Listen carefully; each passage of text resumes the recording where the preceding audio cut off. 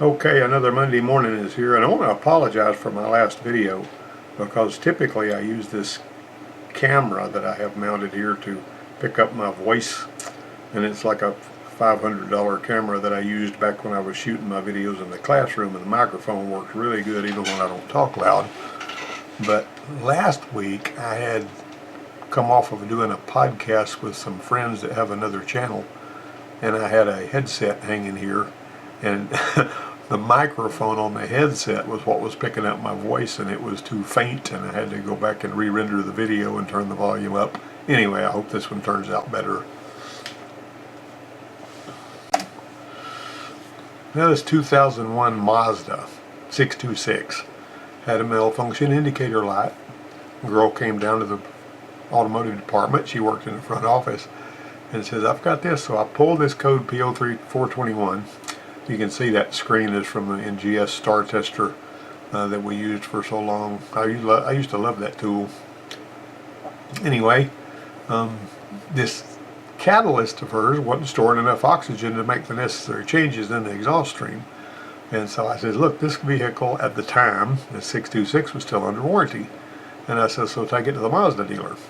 So she took it to the Mazda dealer, and one of the things you got to recognize about a P0421 is you can actually have a P0421 because any of this malfunction, engine and coolant, or cylinder head temperature sensor, high fuel pressure, damaged exhaust manifold, cylinder misfire, anything that coats the strata of that honeycomb in the catalyst can actually cause it to throw this code. Base engine timing retarded, contaminated catalyst, lead, oil, coolant, anything like that. There's a whole list of stuff here that you can actually save if you want to look at that. And this is something I created a while back, about the gases that are going in, and the light off cat is usually right up close to the engine because they want it to get hot really quick. And it's the one that handles the NOx. And so then you have oxygen sensors monitoring that light off cap, but you don't have them monitoring the cap behind it that is the oxidation cap. Of course, they call this system is called a three-way catalyst, which means it handles oxides of nitrogen, hydrocarbons, and carbon monoxide. However, a lot of the times you'll see this referred to as a TWC or that, but basically this entire system here is a three-way catalyst system. Alright, so you basically have a healthy catalyst on this scan tool, trace. See how that downstream oxygen sensor is kind of lazy and not doing very much? That's telling it the catalyst is storing oxygen the way that it should. This screenshot is what I got from a Jeep that came in there that was throwing codes like the P0420 whatever, and the catalyst had been gutted.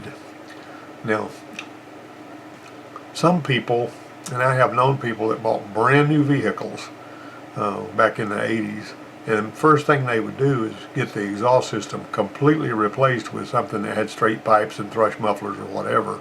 If you ever have to drive through even the corner of California, you're subject to get pulled over by the cops and have your car impounded, from what I've been told. Now, I've never tried that, but this was a Jeep where both upstream catalysts had been gutted, and this is what that looked like. See, the downstream the downstream oxygen sensors mirror in the upstream because they're both reading the same thing. And this was something that came out with OBD2 in the mid-90s. The earliest cars I saw OBD2 on were like 94 Thunderbirds, and by 97 all of the passenger cars had OBD2, but some of the one-ton trucks still had OBD1. There was a screwy thing that went on in about 1995 where some of the GM vehicles had an OBD2 connector under the dash, but they were still OBD1, which was wacky as all get out. Anyway, 626 was under warranty, sent it to the dealer, I already said that. She wheeled at the shop in front of the check engine light's back on. She says, "What do I do now?" And I looked and the same code was there, which was kind of silly. Well, here's the thing. I looked under the car and they had changed this catalyst back here but they didn't change the one that the oxygen sensors were on either side of. Now, I ran into this one time back in when I was at the dealer, and there was a vehicle that came in there. It seemed like it was a Ford Contour, and what had happened with that one was I drew a code. I saw that the catalyst wasn't tracing right, and I gave it back to the dispatch and I says, well, I went and told the parts room, I said, order a catalytic converter for this. I didn't even think about telling them which one. They didn't ask me. You expect the parts people to ask you, right? But they didn't ask a single thing. They just ordered this catalyst. When this catalyst came in, they handed it to somebody else because I was overcome with drivability work and didn't have time to change a catalyst. And so they changed it. The light came right back on. The customer came back, and I looked, and they had changed the wrong cat, which was kind of crazy. Anyway, that was what happened this time. All right, so there's your warm-up cat right there, which is this one. It's got oxygen sensors above and below it. This is a different kind of warm-up cat down here, by the way. Okay, so this one here's they call it the three-way catalyst if you look in the book, but basically this whole system, like I said earlier, is a three-way catalyst system because this handles NOx and this handles hydrocarbons and carbon monoxide back here.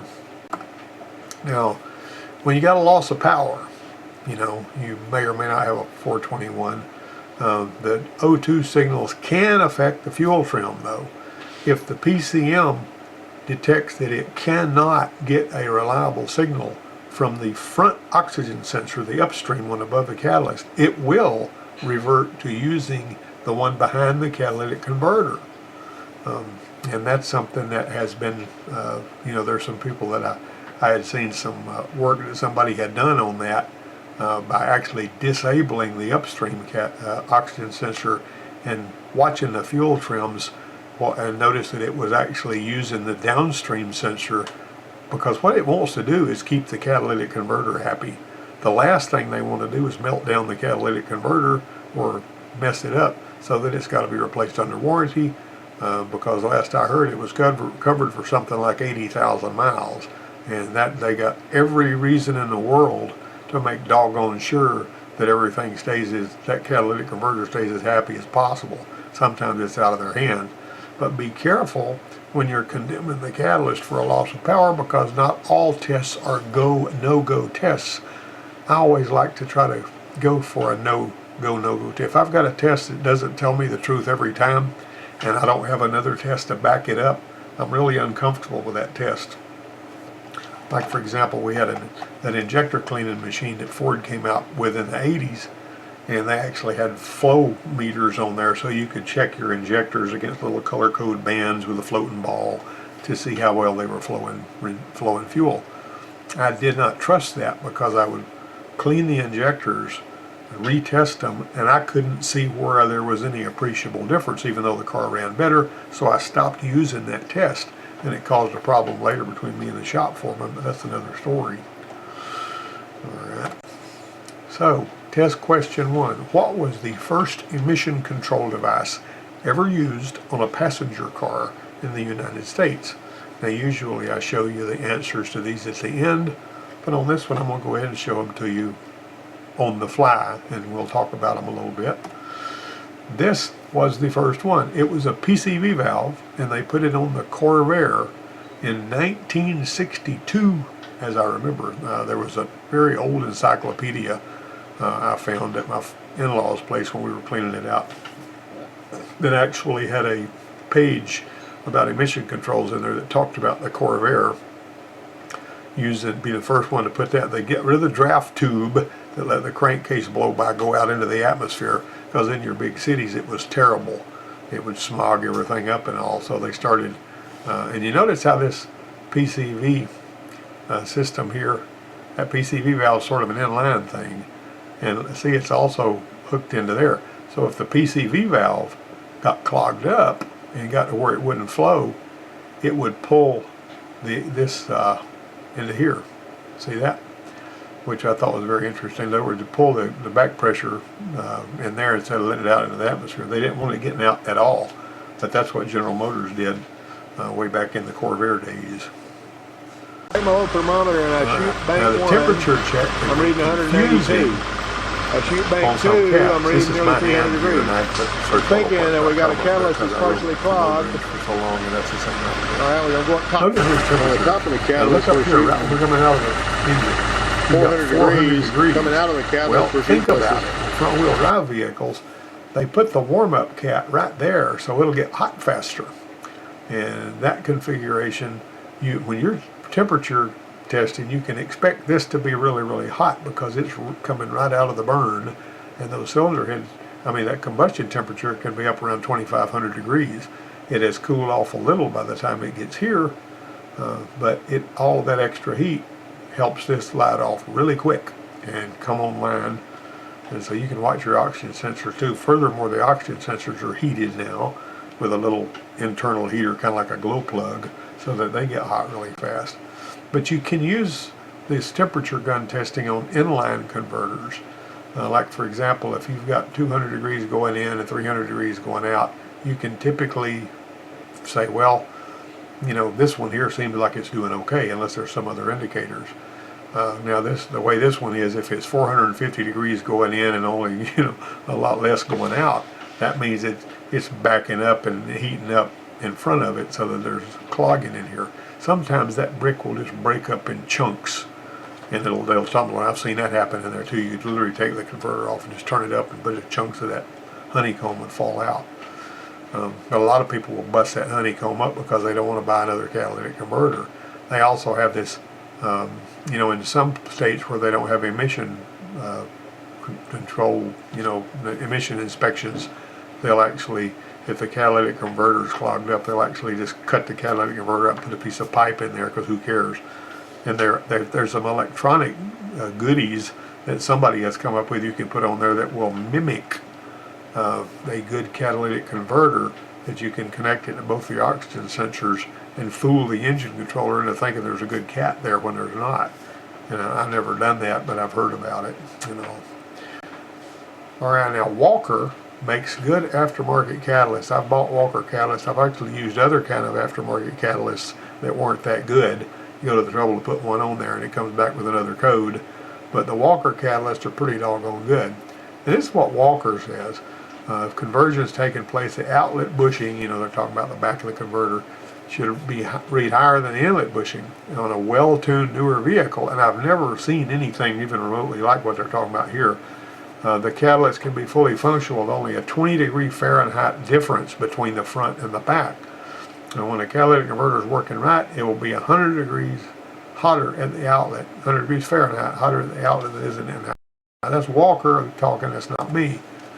And then this is still from Walker here. If the rear weld ring is significantly cooler than the front, the converter may not be lighting off.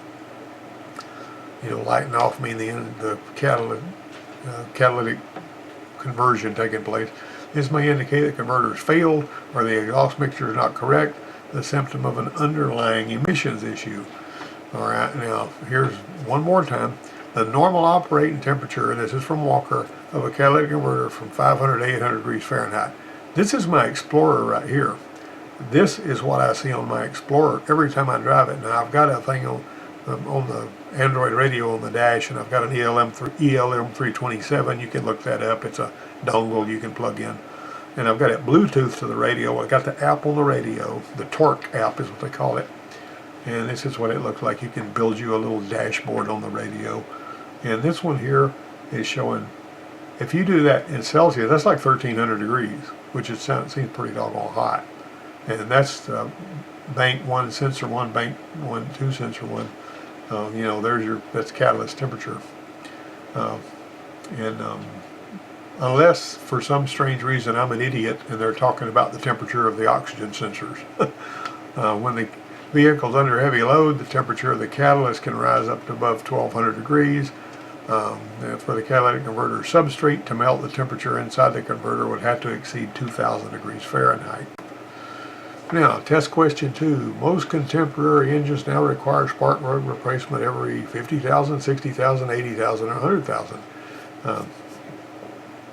You got to look at the manual. It's going to be different, but spark plug life now, because of the iridium plugs and the other fancy ones we got, typically lasts longer. The 3-valve Fords They typically need plugs, you know, before you even get to 75,000 miles. I don't think they're supposed to, but they generally do. We've talked about those before. One guy was traumatized last week when I said something about taking spark plugs out with an impact wrench to get those 4-3 valve plugs out. The thing about it is, putting them in with an impact wrench would be a big problem, but taking them out is not a big deal, you know. So anyway, and a lot of, you know, mechanics, you know, use an air ratchet or something like that to pull them out. But most of them are bouncing around 100K right now. And back in 1980, the company I was working for bought a brand new Ford van that had a 302 in it, just a plain old, you know, 302 Ford like you see in 1980. And the girl that drove it to town, I mean to Port Arthur and Beaumont and back every day, put a lot of miles on that thing. As a matter of fact, in a year, she put 100,000 miles on that thing. That's how far she was driving and how much she put on it. And we didn't put spark plugs in that thing until it had 115,000 miles on it, and it was still running good. And so, you know, there's not a fast and hard, you know, your engine will run bad if you don't change the plugs at this date. There was another one I've talked about on here before that was an Explorer that was a 2008 model with a 4-liter in it. And it's like the one I drive, except mine's an 06. And mine's had plugs put in it. But hers had 238,000 miles on it. And she would bring it in there just about every month for an oil change because she drove so far to work. And I said, do you want us to go ahead and check your fuel filter and your spark plugs? She said, yeah, go ahead. And the spark plugs were the part number on the spark plugs. Whenever Ford first put those plugs in there, I don't know why they did that, but they would have a platinum ground electrode on one side and a platinum center electrode on the other side. You know, this is basically splitting each side of the coil pack. But when you replaced them, they would always have just the, you know, all of the electrodes would be that, because they didn't feel like mechanics would have enough sense to, you know, put the platinum, the PG would be platinum ground as opposed to the regular P. You know, 'cause in other words, if the ground electrode was platinum on those spark plugs, Motorcraft part number would have a PG. You know, you couldn't even get those. Whenever you went in there trying to get one just like it, they'd always just give you a platinum, which would mean this one and that one were platinum. But anyway, that one had the paint spot on top, and it had the part number for the original plugs in it, 238,000 miles on it. The thing wasn't running bad, but you could tell that plug had lots and lots of miles on it, but it was clean as a whistle. And her miles were highway miles too, so you got to factor that in as well, because highway miles is a whole lot better for a vehicle than short stop and go driving in town. But anyway, I would say that was going to be like 100K on most of them. But look in your book and see. Look for heat bluing. How many of us have ever looked at a catalyst without seeing this? This bronze blue rainbow discoloration of the shell means the cat has suffered overheating at least once or twice. If the converter is removed, look through the substrate. This one here is obviously clogged. Observe whether the small passageways are melted or collapsed. That honeycomb there was just blocked right there. It was terrible. And it was a Trailblazer. The guy said it just doesn't have the power it used to have. And when used the tool that I'm going to show you in a minute, and we checked the back pressure, and it only had 5 psi of back pressure. Got the catalyst off, and this doggone thing was clogged up. And if I'm not mistaken, that's the picture of the one that we cut off of that Trailblazer and inspected. All right, so is the temperature testing always a good no-go test? Well, if it fails a temperature gun test, means it's hotter at the inlet than it is at the outlet, it's a lot more certain than if it passes the temperature gun test. It can pass the test and still be partially clogged. And we ran into that on one here that I'm going to tell you about right now. This Monte Carlo would only run 45 miles an hour top speed. That's why it came into the shop. Seemed to pass the temperature gun test. Got under there, I was confused by that. And we basically were just saying, well, what the heck is it? It was almost acting like it had a rev limiter that was kicking in about 4,000 RPM, which didn't seem right. So we had about 200 degrees going in and about 440 coming out. This was pretty warm going out, but it was still cooler going in. So I said, well, you know, what are we going to do with this? All right, so the vacuum gauge test didn't produce smoking gun evidence. In other words, you can hold your vacuum gauge there, and you know, if you want to look and see what it looks like to have a clogged cat, if you'll have somebody to hold the brake, lock the park brake, hold the brake, and watch the vacuum gauge while they apply the throttle with it in gear, you'll notice that the needle on the vacuum gauge goes down and stays down. It doesn't go down and recover like it will if the vehicle is not loaded. So if it's not in gear and you hook the vacuum gauge up and you pull the throttle up and it goes down and stays down like the same way it does when the vehicle's in gear, then that's a pretty doggone good indicator. Let's say it's idling on 18 to 22 inches and then it goes down and stays down when you pull the throttle up to about 2,000 and hold it there. That's a pretty doggone good indicator that you got a clogged cat. Now you can take the oxygen sensor right in front of the cat out and see if that makes a difference. We'll be careful when you do that, because that hot exhaust coming out of there can melt things, so just be advised that you got to be really careful if you're going to do that. But we typically would just drop the header pipes, and leave enough to make a lot of space there. You don't even have to take them all the way loose. You lower them down so you got about maybe 3/4 of an inch on both sides. If you get a lot better acceleration that way, or if you vacuum gauge normalizes, you pretty much know that you got a clogged exhaust. All right. So we decided though to apply the muffler shop method for a quick test to make doggone sure the catalytic converter wasn't a problem. This is how you do that. The Muffler shop is a guy that owned a Meineke franchise, and this is the way he would do it. Drill it right there, just a 1/8 drill, straight in there. Hold this hose up against it while somebody, without putting it in gear or anything. If this ought to stay right in this area right here, that needle did, and the one we did went all the way around. This is plain old vacuum gauge like you buy, that's reads vacuum on one side and fuel pump pressure on an old-fashioned fuel pump on the other side.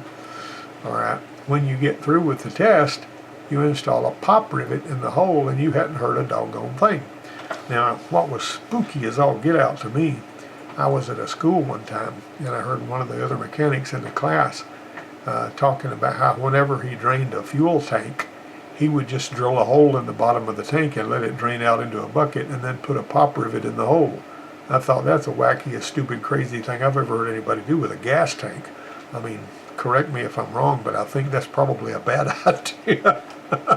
Anyway, so what we had on this one, and this is Jesse holding it. Incidentally, this guy right here he passed all 8 ASE tests. The last semester he was in my program, he came in my office and said, I want to take all 8 of the tests. I said, that's going to cost some money. He said, I got a debit card. $252 later, he was registered to take all of the tests. He went and took them all and passed them all. And so he didn't have the 2 years in the field, but he had the ASE master on paper whenever he graduated from my program. He's the only student that ever did that. He passed all 8 of the tests before he even graduated from my program.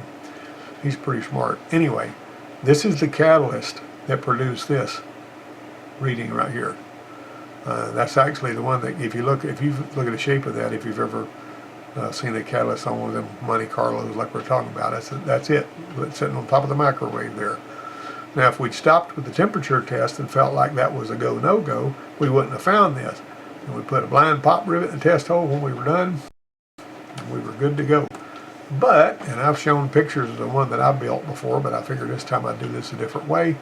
New catalytic converters a lot of times will come with an 18mm plug, and that's 1.5 thread pitch, where the O2 sensor goes. Keep that plug if you get your hands on one. Drill a hole through it, tap some threads, and cut the end off of a brake bleeder. Screw it in there with the appropriate thread you've tapped. And you got to drill all the way through it, so you got a hole all the way through it. And so then you've got you something. If you can put that same gauge you just saw Jesse holding on that thing, and you've got you a tester that you can do without actual, it's a non-intrusive test other than the fact that you pull the oxygen sensor out, screw this plug in there. You got to test it quick though if you're not using high temperature hose, because it gets really, really hot and it will cook a regular piece of hose and mess it up. Get some of that silicone hose, like what they use for Ford DPFE sensors. They sell it at the parts store. Now you got a tool you can use. and it doesn't cost much of anything. You can buy these plugs from Summit Racing for like $6 last time I checked.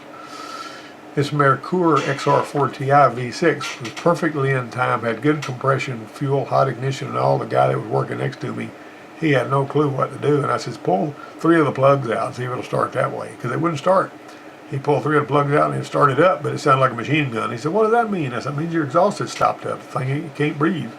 And so, anyway, I was driving one of these things that was a junky, I don't know how some of these junky bombs show up at the Ford dealer. This thing it had a lot of miles on it, had been rode hard and put up where it was beat up. And I was driving it, had some kind of a problem with the way it idled or something, and I cleaned the throttle body and maybe replaced the idle air control. And I drove it on my little test drive run that I would go around by the airport road and all. And I stopped at a traffic signal there, and I was sitting in the traffic light, and the thing started knocking and locked up. That was a mess. But anyway, we wound up, I got a ride back to the shop, and they towed it in and all that. That was kind of funny. Test question 3. This reading is A, too high, B, too low, C, just right, and D, unnecessary. I showed this to some guys on on a Facebook page. There's an automotive, whatever.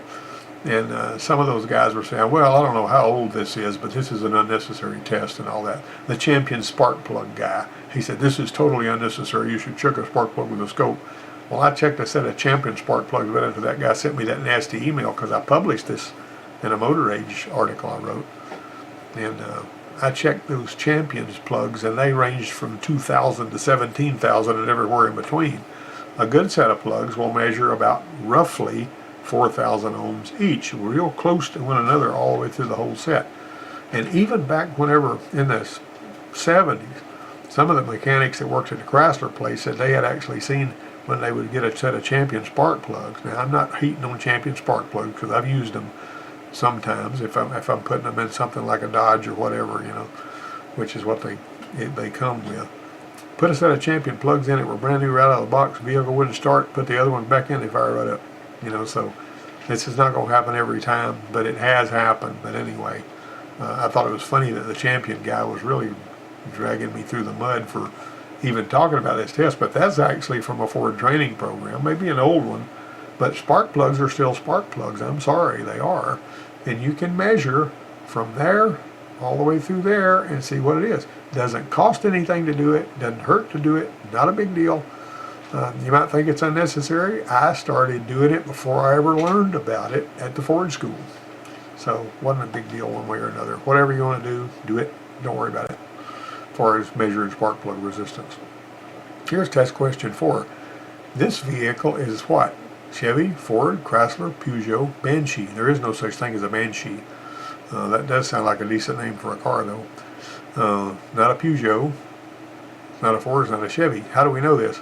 Because it has an auto shutdown relay. It is a Jeep or Chrysler product. And that relay has a specific job. For loss of power, homemade steel gas tanks like the one my company used in Texas will always produce very fine powdery rust that will clog screens, filters, injectors, and so on. One time, we had a big tall tank. This one here is like kind of laying down. We had a big tall one out there that I guess was built by the welders or something when I worked at Sabine. And there was one of our company executives that was headed for Denver. He left southeast Texas down where I worked at Sabine Pass. And he got to Dallas, and he said the car would start losing power, and then it would cut off, and he let it set a little bit, and then he'd crank it up, and it would go some more. I had no idea what was wrong with it. Something was heating up, I felt like, and dropping out. And so, but it didn't sound like a clogged catalyst, because he said it ran good until it started acting up again. Of course, sometimes the catalyst will do that too. So he says, I went ahead and he went to Dallas Love Field. He bought a plane ticket. He flew to Denver. And they put me on a plane ticket from Beaumont, Texas to Dallas Love Field back in those days was $18, I kid you not. And all the flight attendants wore hot pants and everything. It was a totally different world back then. Anyway, I think that might have been in 1981, because this was a 79 model car. So I flew up there. I took a distributor with me. I had a little small toolbox. I didn't have very many tools. I had to figure out what was wrong with this thing and drive it back So I drove up there, I flew up there, got the car, cranked it up, and started back to toward Houston on Interstate 45. Didn't have no cell phone, have no radio, no way to contact anybody. We got to remember when this was. And so I noticed as I drove it about 100 miles, I started noticing that it was starving for fuel. And I eased off by the side of the road, and I, sniffed around, looked around, didn't really see anything. And then I said, well, it's starving for fuel. I wonder if it can get what it needs out of the tank. So I pulled I got under the car, laying under the car, beside the road, in the grass, and I pulled the fuel line loose from the fuel pump, because remember this one had a carburetor. And I tried to blow back through the tank, through the fuel line into the tank. I should have been able just to blow air freely back through there.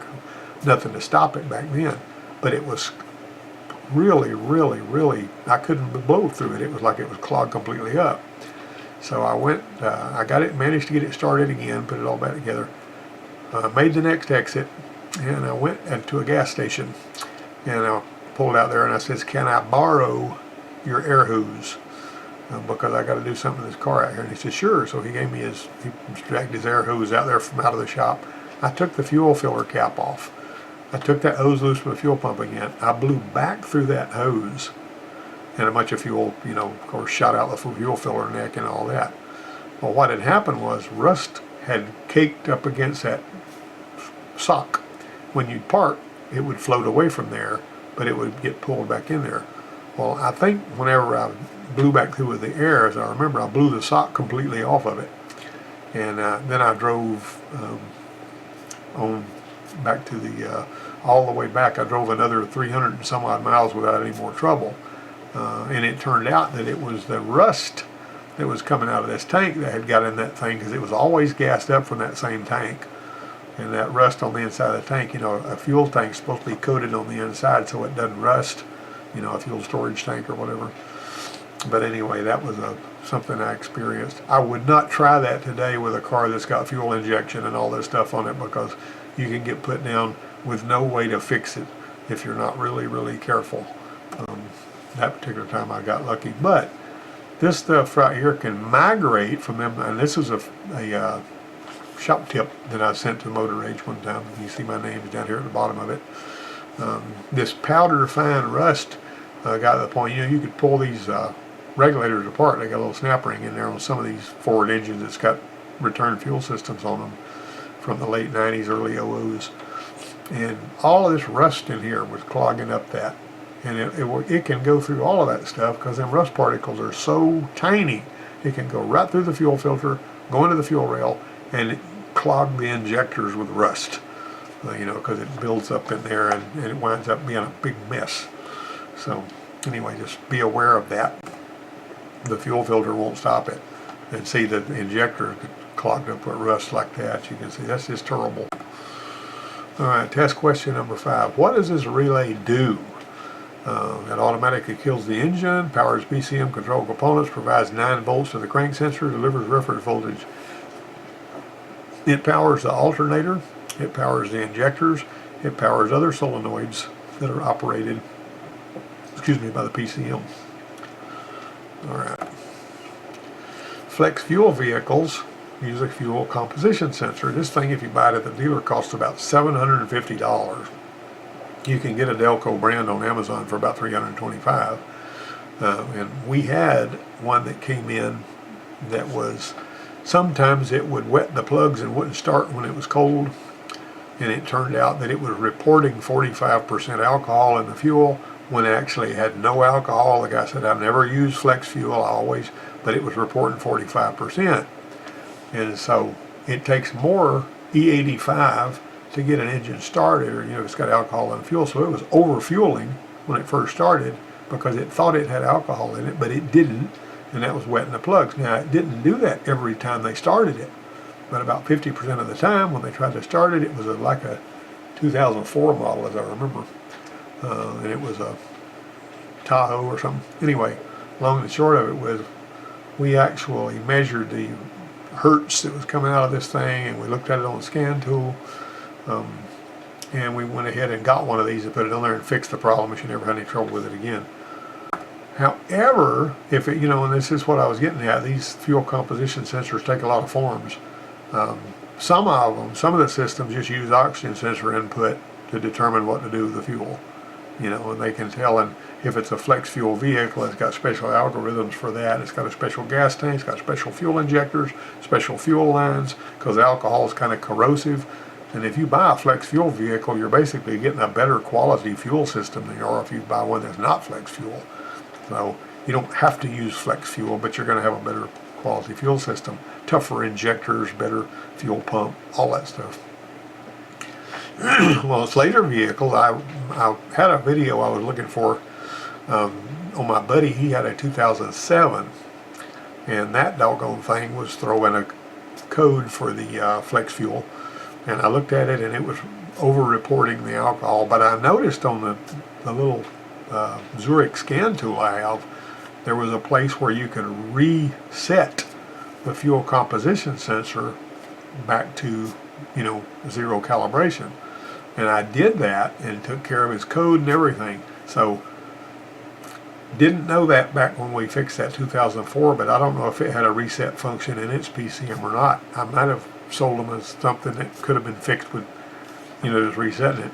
This one girl came years ago on a Hyundai that was shifting really hard. It would jerk a crick in your neck, and she said, I can feather the fuel and it doesn't do it. And I got the scan tool and rode with her, and I noticed it was jumping from second to fourth gear. And I noticed there was a place on that where it said you could reset the transmission adaptive learning tables. I said, stop the vehicle. So she stopped it, switched it off, turned the key back on. I reset those tables, told it, you sure you want to do this, blah, blah.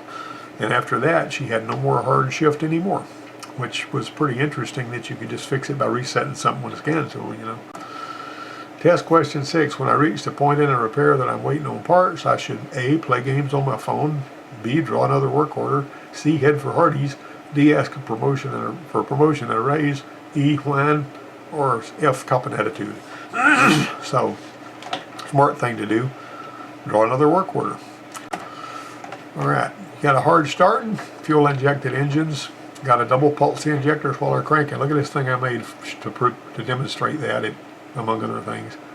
See it flashing all the injectors together, and when it reaches a certain speed, it starts flashing them sequentially. Most people don't even know that. I had my advisory committee there one night and I demonstrated that, and they said, you just told us something we didn't even know, and demonstrated it in less than 15 seconds using this board that I built. But if you've got a double pulse that's not happening, like on that one Nissan I was talking about where somebody had pulled a fuse so the PCM didn't know that it was in start when it was, it would start really, really, really hard when it was cold. All we had to do was put the fuse back in there so that it would know when it was starting. It would double pulse injectors. Older models had a cold start injector that would wet the manifold when you were starting it. But they got away from that a long time ago. Now, comparing a weak coil with a strong one, I have had some really sharp mechanics that had good training, and those guys would basically they'd check the spark, right, is what they would do, and then they'd say, well, what we got here is we have spark because the book says 1/4 inch spark, but we still can't figure out why it won't start. And so what I would do is take a test light. I was going to see if I could make this happen here. This thing right here, it's hung up on pointer mode, and now it's on drawing mode. So I may not be able in this record mode on this thing to do that, but I was going to show you that. But I'd take a test light and hook it to ground and hold it and let this spark jump around through a test light, and then I would try to stretch it. If it won't stretch more than about 3/4 of an inch and it's an orange color and kind of weak, then that coil ain't making it. Well, in this video down here, I actually connected these same two wires to a 4D core ignition coil, and we spun it over, and you could stretch it a whole inch, and it was scary as all get out. That's what you're looking for when you're looking for spark. I'm sorry these videos won't play. I was going to click on them and play them, but it looks like it's not going to cooperate with me on this record mode that I'm using. Test question 7. When doing an oil change, I should A, get a cheater pipe and turn the drain plug clockwise till it turns around. Believe it or not, I had a goofy student that did that. He was having lefty-loosey, righty-tighty issues in his mind, and I looked and he was turning the thing the wrong way, and it was going around and around. It was on a Crown Victoria that belonged to the college. But I said, what are you doing?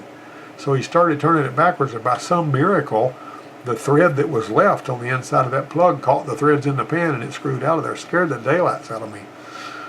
Check the drain plug for distorted threads or a leaking gasket. If you break that thing loose with a wrench and you can't screw it out of there with your fingers, the threads are probably stretched enough where you need to replace that drain plug. And on these steel pans, it's got that thing on the inside. It's harder than the drain plug, so don't put a self-tapping plug in there. Don't start the drain plug without tightening it and walk away. That's a bad idea. Don't lower the car halfway and rotate the tires while the oil's draining, because you may forget and start the doggone car. Don't take a nap in the trunk or in the back seat. Really something what you had to teach students, you know. Test question 8. When checking an O-start, I should first get stumped and quit? No. Listen for the fuel pump? Yes, listen for the fuel pump. Don't check the fuel pressure first, because if you can't hear the fuel pump, likely you don't have fuel pressure anyway. No use to check for spark until you know that you know. And if you're going to check for spark, though, check for spark before you check for fuel pressure so you don't set the engine on fire. So always check for spark first. But when you hear the fuel pump, like that, what I like to do, if I hear the fuel pump, it's not a bad idea to take your meter, put it on amps, and put your ports where, and then pull the relay and run the fuel pump so that it's going through the amp meter. And if it's pulling like 1.5 amps, the pump's running, but you're out of gas. If it's pulling between 5 and 8 amps, the pump's pumping fuel or water or something. Okay, so anyway, if you hear the fuel pump, what do you know? The PCM's awake. You've eliminated a whole bunch of stuff. Like, so, well, I don't need to check any of the PCM related stuff because the PCM's awake anyway. You don't know there's good fuel pressure. You don't know you have spark, and you don't know you have fuel injection, but you do know the engine controller is awake and trying to do its job. If I hear the fuel pump, but I don't have injector pulse or spark, the most probable cause is a crank sensor issue. Wet plugs are not going to keep it from having spark. A bad ignition coil might keep it from having spark, but typically, if you don't have fuel injection, then the bad ignition coil is not going to keep it from having fuel injection. A strip timing belt, because the crank sensor is on the crankshaft and it's always spinning, the strip timing belt is not going to keep you from having spark, unless the timing belt comes all to pieces and it knocks the crank sensor slam off. But one way or another, you're going to have crank sensor issues and all that.